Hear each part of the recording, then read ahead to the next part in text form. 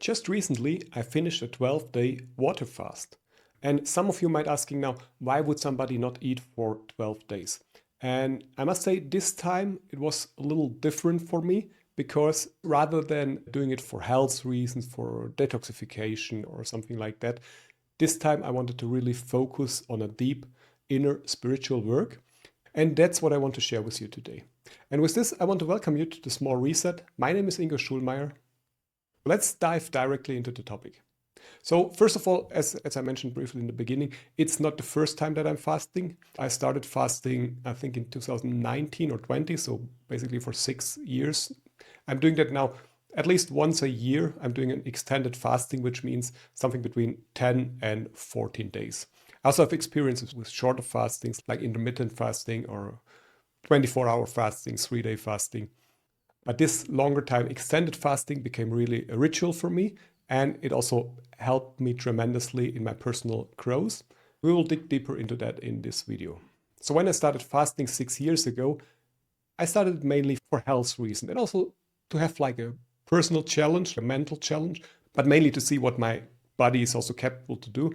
And if you saw our other videos, we're talking here a lot about boundary experiences and how we can use discomfort or let's say, voluntary suffering for personal growth. Now, this time I was not so interested anymore in the health benefits. That's a positive side effect. But the great thing about fasting for such a long time is that you get really in a state of mental clarity. And I thought that's a great way actually to confront myself with my unconsciousness, with my own dreams, and with what Jung would call our inner shadow, right? So I'm practicing shadow work for quite some time now. And I do this mainly in the form of dream interpretation, journaling, active imagination. But the problem with shadow work is that it's not really, it's not so easy and it's not straightforward. So if you imagine how difficult it is for you to remember a dream, let's assume you wake up in the morning, you remember, you had a strange dream, something like that. And you stand up, you drink your coffee, you do whatever you do in the morning. And after a few minutes, you forgot it already. So these tools are great and helpful, but it requires a lot of consistency and effort to approach our shadow and to get into conversation with it. Now in fasting or also in other such experiences, you create a situation where you make space actually for this inner dialogue to happen more easily. And that will be the main topic of this video today. So hang on, I promise you it will be interesting and inspiring. Let's start with a quick introduction how fasting actually works. And let's start more from a physical point of view. So how did I get started? So for me, it's usually, I don't have a lot of preparation. So I made basically the decision that I will go for a fast. I decided from the beginning that I'm going for 12 days. I think that's important to be very specific about the time that you want to fast, because that makes it easier to achieve the goal. And you also, like, once you're approaching to the end, you see a clear end.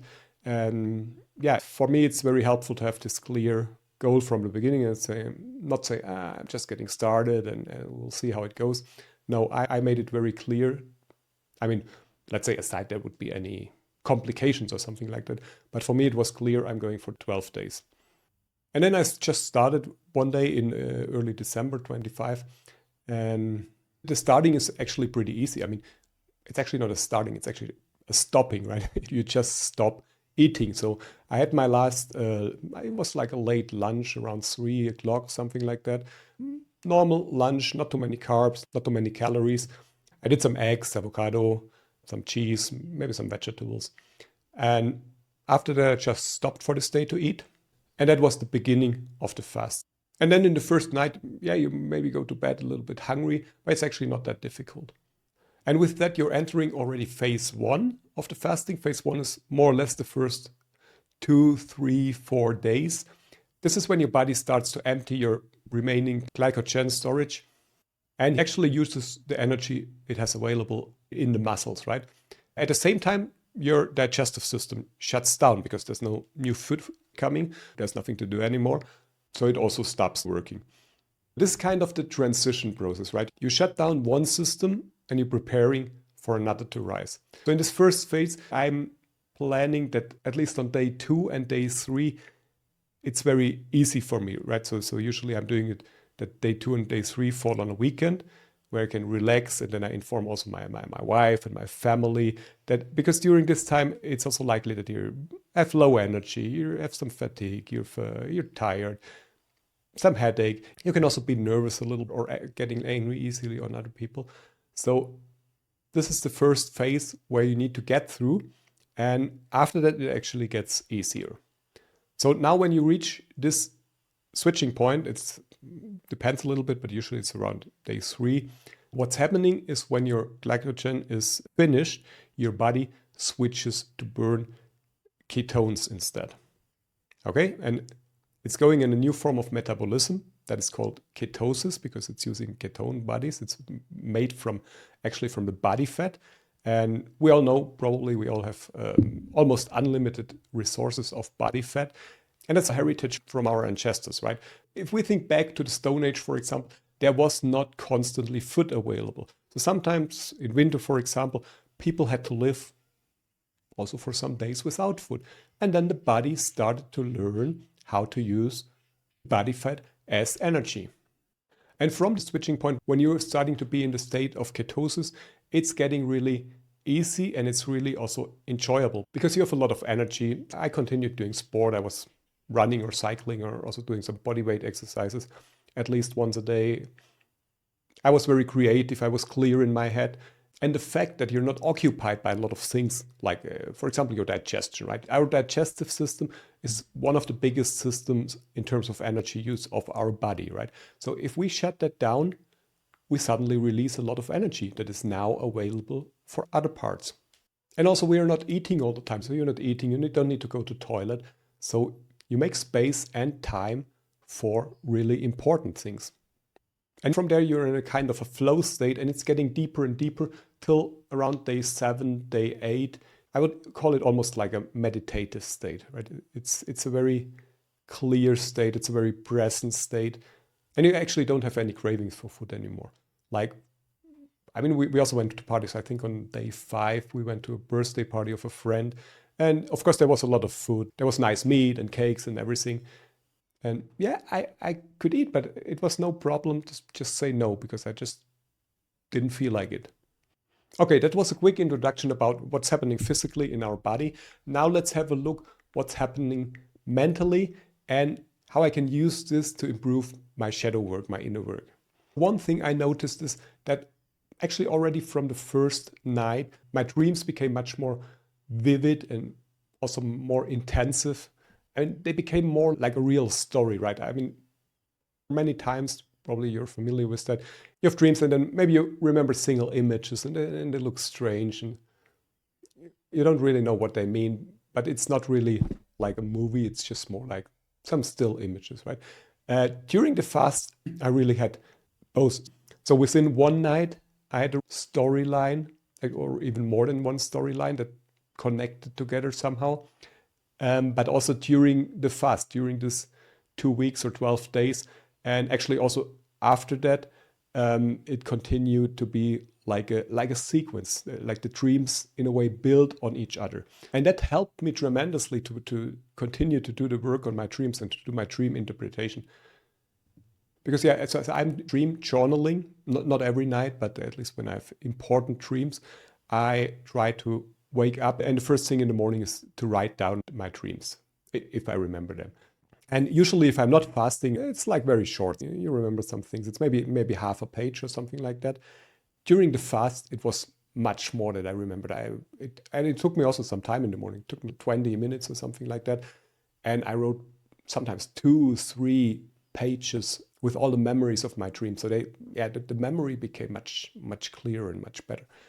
And this gives me a lot of material for my dream interpretation. And if you're familiar with Jung's concept, dream interpretation, Carl Jung is saying dreams are our gateway to our unconsciousness. It's the language with which our shadow is talking to us. But dream interpretation is also not that straightforward, right? Because it's not like a rational story, right? Our unconscious speaks in more like a symbolic, in an archetypical language to us. So You need to do the interpretation. And it's also not in a way that you can just, let's say you have a symbol in your dream. Let's say it's the hero, or it's a dragon, or it's you're falling down somewhere, or you're flying. It's not that you can just take a book now and say, okay, flying means whatever. No, because every symbol and every archetype in a dream is related to your history, to your experience. So you always have to connect it to what does this symbol mean for me. Now, during this fasting phase, I actually get a lot of material now for my dream analysis. I'm not finished yet. As I said, I wrote maybe 15, 20 dreams with a lot of details, with a lot of symbols.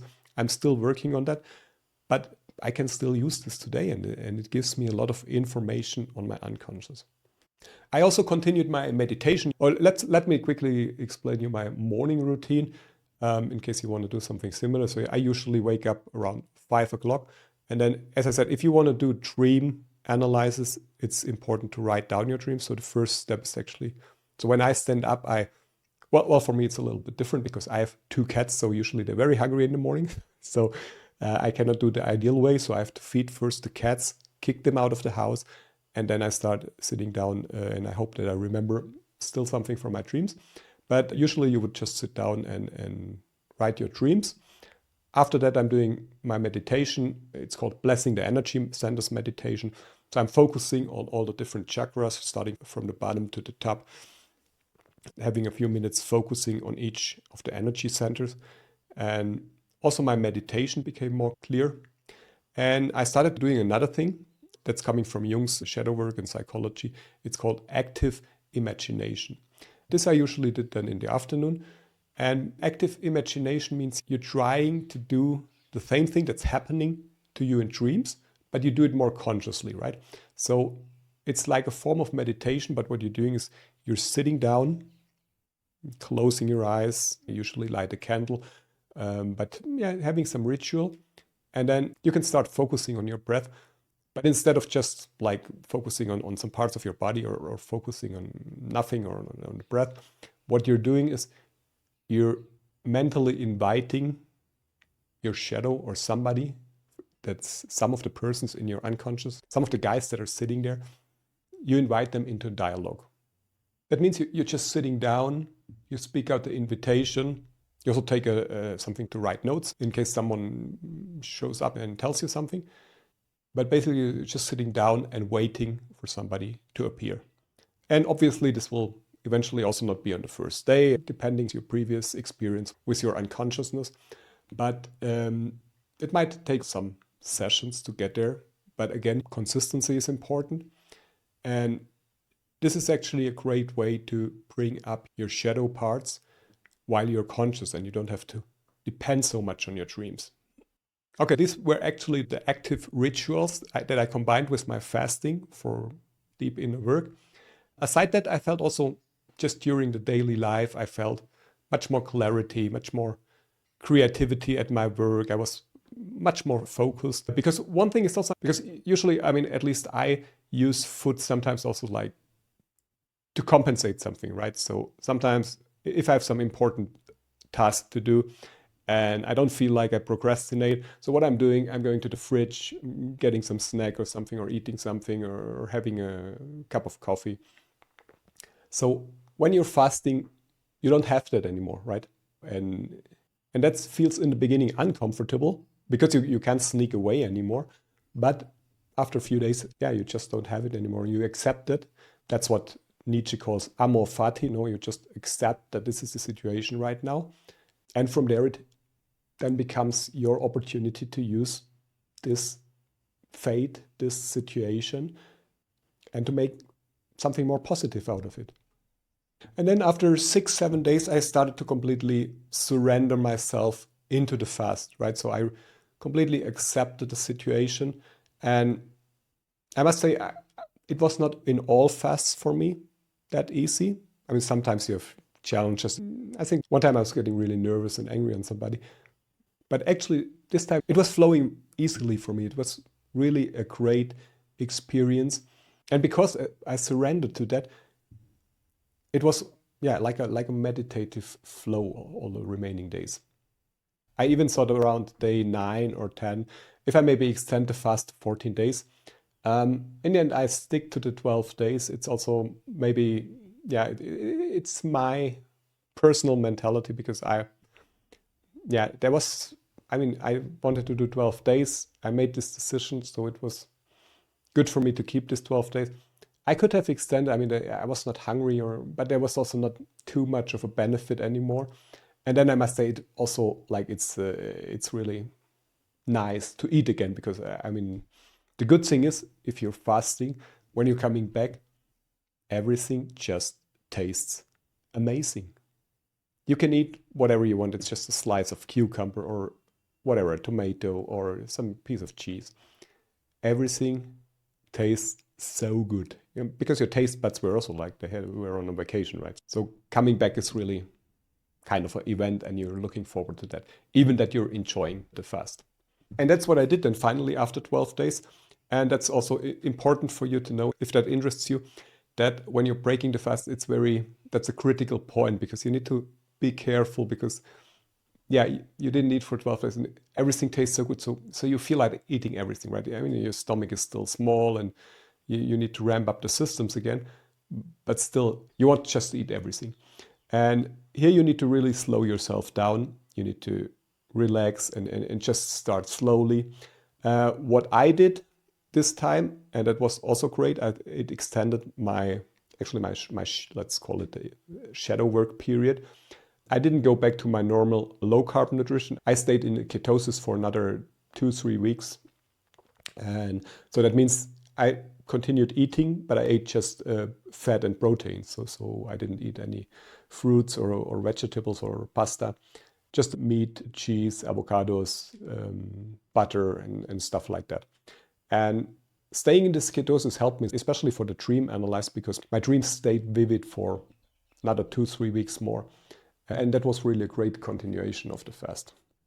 So maybe before I finish, just a few practical considerations. So first of all, a quick disclaimer. If you want to fast, especially if you have medical conditions or anything you should take care about, before you fast, consult your health professional, consult your doctor to see that everything goes in the right way. Because I think it's good and healthy for most people, but if you have some medical conditions, it can also be a challenge and you don't want to take any risk. The other thing is you also don't have to start with 12 days, right? You can start with 24 hours or 72 hours, whatever makes sense for you and whatever is doable for you. It should be a phase of discomfort and it should be a challenge for you, but it shouldn't be extreme in a way that it's really torturing your body. And if you don't like fasting, let me tell you, you also don't have to fast, but you have to get out of your comfort zone. So you have to find your way to get out of your comfort zone, because there's absolutely value in searching and doing such experiences.